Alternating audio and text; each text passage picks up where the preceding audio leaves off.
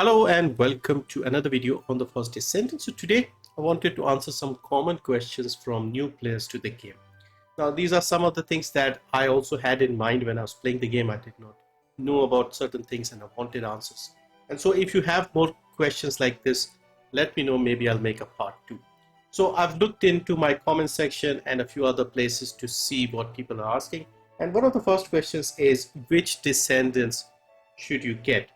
So when you start the game, you have an option between Lepic, Ajax, Viesa, and you can pick any of the three. They're fine. I went with Viesa. I think Viesa is more useful. Her skills are more easy to understand at the start. So if you are just starting, go with Viesa. If you've already picked one of them, don't worry, you can just continue playing. Couple of hours into the game, you'll get Bunny. Now Bunny is very useful for making content much easier. Farming is easier. You don't even need to use guns if you have her abilities leveled up a little bit. So Bunny plus Viesa or one of the others, and you can finish the campaign comfortably without having to unlock any more Descendants. The reason I say this is unlocking the Descendants after you finish the campaign is much easier than doing it during the campaign. It'll take a lot less time. So once you have finished the campaign, the third Descendant I would suggest is Sharon. Sharon is needed for outpost missions, and endgame is a lot of it is basically using Sharon to get amorphous materials from outposts, and she's the only one who can get the odd numbered ones from outposts. And these amorphous materials contain parts for guns and other ultimate Descendants. So Sharon is someone you should invest in, and she should be the third Descendant you should target. After Sharon, another bonus I would say is Enzo. Now you don't really need Enzo, but Enzo will make your life a lot easier because there is something in the game called encrypted vaults, and Enzo is the only one who can open them quickly. Everybody can open them. You need something called code breakers and code analyzers. You can open the vaults with those things. However, with Enzo, the mini game is much easier, and you also get more rewards if you use Enzo. So my recommendation is get Enzo, because you don't need too many of those encrypted vaults these days, but you will still need to open a few of them to get some rare materials. So once again, quick recap: Viesa, Ajax, Lepic, one of the three, Bunny, Sharon, and then Enzo. Now after Enzo, when you're serious about maxing out a Descendant and you think you'll continue playing the game, you need to have a good ultimate Descendant and then max them out. And my recommendation for that would be Ultimate Bunny. Get Ultimate Bunny, farm her. She's one of the easier ones to farm. In fact, I have made a separate guide. You can look it up. You can farm her efficiently, then you can max her out, build her out to be very powerful, and then that should be enough to clear 90-95% of the content. And then you can focus on getting the other ultimates, trying out the other Descendants. Once you have a leveled up Bunny, farming and taking out enemies and even void bosses becomes a lot simpler, and then you can focus on getting whoever else you want based on your preference in your playstyle. So that is my recommendation for the Descendants. Now similarly, the second question I have is ultimate weapons. Which ones should you get first? So you are playing the campaign, you see people running with ultimate weapons, or maybe you are a little into the game and you got your first copy of the Thunder Cage, maybe you got another gun, let's say the Nazistra's Devotion or something, and you like the look of the ultimate guns and you want more of the ultimates. Now if you're still playing the campaign, I would say don't worry about it, just play the campaign, pick the gun which has the higher DPS, and these are all level 100s. If you are in the campaign, there will be different levels, level 54 or 36 or something. Just pick the gun with the higher DPS and then finish the game. Once you have finished the campaign, you won't really need the purple or the blue guns. Just dismantle them, that's fine. And then you'll get to the ultimate. So Thunder Cage is the first gun that you'll get. You'll get it free during the campaign. You'll get 2 copies of it because they also teach you enhancement. So what enhancement means is basically feeding multiple copies of the gun into the main gun. So this one, you can see it's been enhanced to 4 times. This has been enhanced to 4 times. In fact, all of these I have here are enhanced to 4 times. So you get one gun, you farm one gun, research it, and then you farm 4 copies more of it, and that way you get it enhanced to the maximum level. So what you are enhancing is basically the unique ability of these ultimate guns. So these ultimate guns have a unique ability. The rare and the blue ones, they don't. And for Thunder Cage, the unique ability is something called electric shockwave. What it does is, when you shoot at an enemy, it causes an explosion which damages the nearby enemies. And if it's fully enhanced, it'll take out multiple enemies very quickly. So very useful for clearing like a lot of enemies at outposts and things like that. So yeah, just play the game, finish the campaign, then get Thunder Cage. Once you get Thunder Cage, you can look at something else like the Enduring Legacy, Greg's Reverse Fate. But yeah, at the start, don't worry about it. You'll get a Thunder Cage. You'll get 2 copies, like I said. Just use them. Really good gun. I still use it.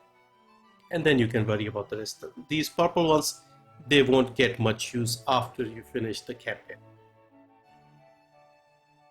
Now, the third question that I've seen is dismantling. So when you're playing the game, your inventory gets filled up very quickly with all these guns and reactors and external components, and we don't have a lot of space in the inventory. So right now I have 124 and I have played the game quite a lot. I am at mastery rank 23, so your inventory space does get increased the higher mastery rank you have. And even now for me, this gets filled up very quickly, the inventory. So you'll be thinking about what to keep and what to dismantle. Once again, simple formula. Anything that is blue or purple, just dismantle them. Don't worry about them. Ultimate stuff, especially the ultimate guns, keep them. And what you can do is, when you have a gun like this, press U on your keyboard. I don't know what it is on controller. Press U. This will make it a favorite and this will not get dismantled. So keep this thing here, and you'll not lose any of the important stuff. Rest of it is not important. Purple guns are not important. Purple reactors are not important. And yeah, don't worry about the purple stuff. You'll get hold of them again very easily. Ultimate guns, they need a little time to be researched, so don't accidentally dismantle. And then we move on to our final question for today, which is reactors. What the hell are they? How do they work? Now, if you look at the reactor here that is equipped, it says Tingling Singularity Reactor, and there are a few conditions that are ticked. So optimization condition, it says Enduring Legacy Mounting. And then in the skill power boost ratio, it says electric skill power boost ratio, singular skill power boost ratio, and they are all ticked. So the way this works is, the guns here, the guns you are holding, the gun you are holding in your hand, this is called mounting. So this one says Enduring Legacy Mounting. So this gun needs to be in your hand, or let's say in the first position that you are equipped. Now what I'll do is I'll switch this, and now I'm holding this gun.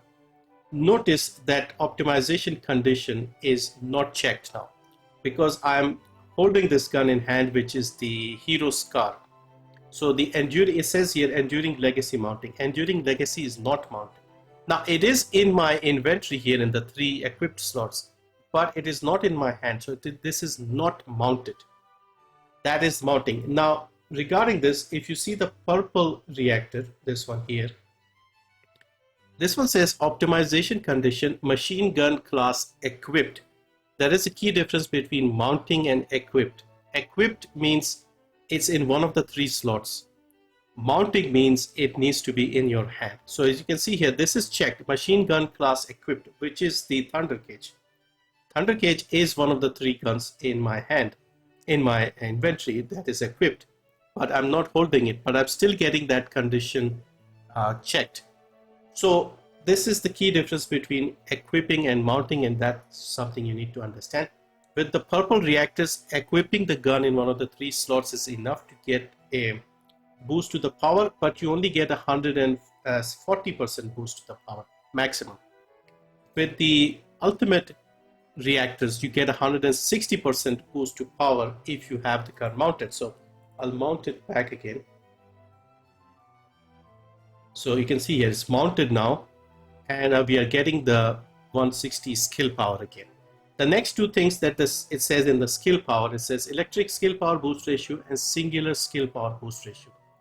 To get the perfect matching for these two, you need to look at your Descendants abilities. So if you look into Bunny's 4 skills here, the first skill is electric and fusion, second skill is electric and singular, third skill is electric and singular, fourth skill is electric and fusion. So in order to get the benefits of Bunny's abilities, you need a reactor that has either electric and fusion, or like we have in our case, electric and singular. Now Bunny, the Descendant, most people use her 2 and 3 abilities, which are both electric and singular, which is why I have picked a reactor that has electric and singular. I don't know if I have another reactor that is electric and fusion. I don't think I do. Yeah, there are quite a few combinations. Some of the other Descendants also use a few of the electric abilities, like Sharon has electric and dimension, so you can go with that as well. But yeah, I've picked the one that works the best for my setup, so which is electric and singular. So this is how the reactors work. They also have some attributes down in purple, as you can see below, and those are randoms, and you have to farm quite a few of them to get the ones that you really want. So hopefully that helps explain the reactors. You need a reactor to get a skill boost. For example, you can see here skill power when equipped. Q will have 23,000, C will have 28,000, V will have 28,000. If I put something that doesn't match with Bunny, let's say something like this, I lose a lot of skill power. You can see it's down to 17,600 something, 17, 17, 17. So from the 28 or whatever it was, no, I've lost it. Where is it? This one. So you can see here it's gone from 28 to 23 or 28 down to 17. So you lose a lot of skill power. So that's why having the right matching reactor based on the skills that you are using matters so much. So hopefully that was helpful if you are new to the game. So yeah, I thought I'll answer a few common questions here. If you have more, let me know. Currently it's a bit quiet in the game and I'm looking for new video ideas anyway. So I have a few video ideas planned, but I thought I'll do something for the new players, because right now I think is a great time to jump into the game and level up and learn a few things, because farming is much easier, game is much more optimized for like new players, I guess. But anyway, hopefully this was useful. Thank you for watching, and I'll see you in the next one.